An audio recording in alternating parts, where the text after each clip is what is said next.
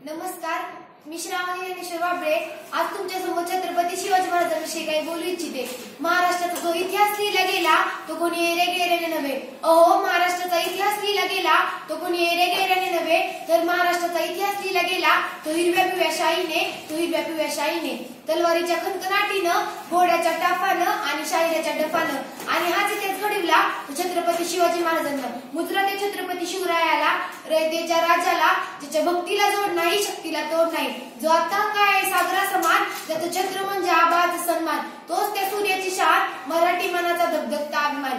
काही जाई सह्याद्री, ज्याला शंभूंचा अभिमान, महाराष्ट्राच्या देवाऱ्यात ज्याचं पहिलं स्थान, असे ते प्रौढ प्रताप पुरंदर, क्षत्रिय अकलावतंस, सिंहासनाधीश्वर, राजाधिराज, श्रीमंत श्री श्री छत्रपती शिवाजी महाराज की जय। बंदुकीच्या जोरावर हंटरच्या धाकावर, बंदुकीच्या जोरावर हंटरच्या धाकावर मी अनेक वाघांना माणसाप्रमाणे जगायला शिकवणारी माणसं बघितली, परंतु बंदुकीच्या जोराशिवाय आणि हंटरच्या धाकाशिवाय मी इथल्याच माणसांना वाघाप्रमाणे जगायला शिकवणारा वाघ बघितला, आणि ते म्हणजे छत्रपती शिवाजी महाराज। आज आपण ज्या महाराष्ट्रामध्ये राहत आहोत तो महाराष्ट्र म्हणजे काय? तो महाराष्ट्र म्हणजे शिवरायांच्या विचारांचा, जिजाऊंच्या संस्कारांचा आणि शंभूंच्या पराक्रमाचा साक्षीदार म्हणजे असा आपला महाराष्ट्र। आणि असाच एक प्रसंग तुम्हाला मला सांगावा वाटतो, आणि तो म्हणजे एकदा छत्रपती शिवाजी महाराज कर्नाटकच्या मोहिमेवरून महाराष्ट्रात परत येत होते, तेव्हा तेथे बेलवाडी नावाचं गाव होतं। मल्लम्मा देसाई नावाची ठाणेदारी तिथं राहत होती। दादाजींना वाटलं की जाता जाता हा जिंकून जावा, म्हणून दादाजींनी थोडं तितकं सैन्य गोळा केलं आणि मल्लम्मावर चाल करून गेले, परंतु मल्लम्मा ही जिद्दीची आणि चिकाटीची, तिने त्यांचा प्रहार केला आणि तेथे मावळ्यांचा पराभव झाला।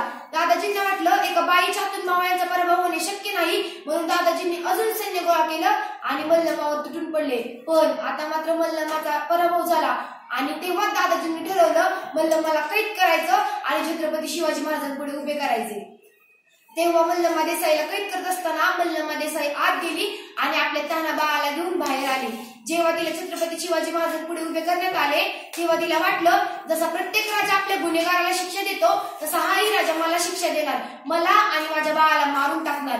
तेव्हा ती छत्रपती शिवाजी महाराजांपुढे गेली आणि नतमस्तक झाली आणि म्हणाली, राज, मी तुमची गुन्हेगार आहे राज, जी काय शिक्षा द्यायची असेल ती मला द्या, यामध्ये माझ्या बाळाचा काही दोष नाही। त्यानंतर महाराजांनी स्मितहस्य केलं आणि चिटणीसाला इशारा केला, चिटणीस आत गेला आणि दुधाची वाटी घेऊन बाहेर आला।